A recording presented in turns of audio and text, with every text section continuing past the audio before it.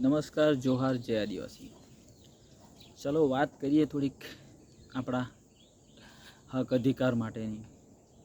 લગભગ આપણે બધું ભૂલી ચૂક્યા છે અને યાદ નથી કરતા, કારણ કે આપણે કામકાજમાં વ્યસ્ત છે અને કોઈ લડત લડવા માંગતા નથી.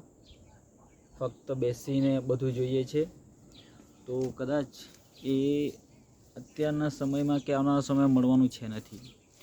જો આપણા હક અધિકાર માટે લડશું નહીં ને તો આપણી પાસે કંઈ રહેવાનું નથી. કારણ કે હવે જમીનો એવી રીતે વેચાઈ રહી છે કે આપણી પાસે ખેતી કરવા માટે રહેવાની છે જ નથી જગ્યા.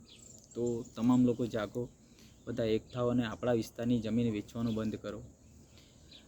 ભવિષ્યમાં જ્યારે પણ તકલીફ થશે તો આપણે એ જ જમીનની અંદર આપણે જે પણ આપણે ઉગાડી રહ્યા છીએ, ડાંગર, શેરડી, આ બધું આપણા ખેતરમાં કેરીઓ છે, એ જ આપણી રીતે કમાઈને ખાશું. પણ જો જમીન વિહોણા થઈ જશું તો બહુ જ તકલીફ થશે.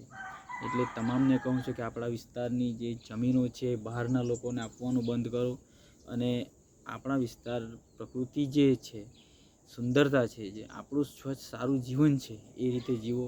બહારના લોકો આવી અહીંયા પ્રદૂષણ ફેલાવશે અને એ બધું આપણને જ તકલીફ થશે, આપણી આવનારી પેઢીને જ તકલીફ થશે.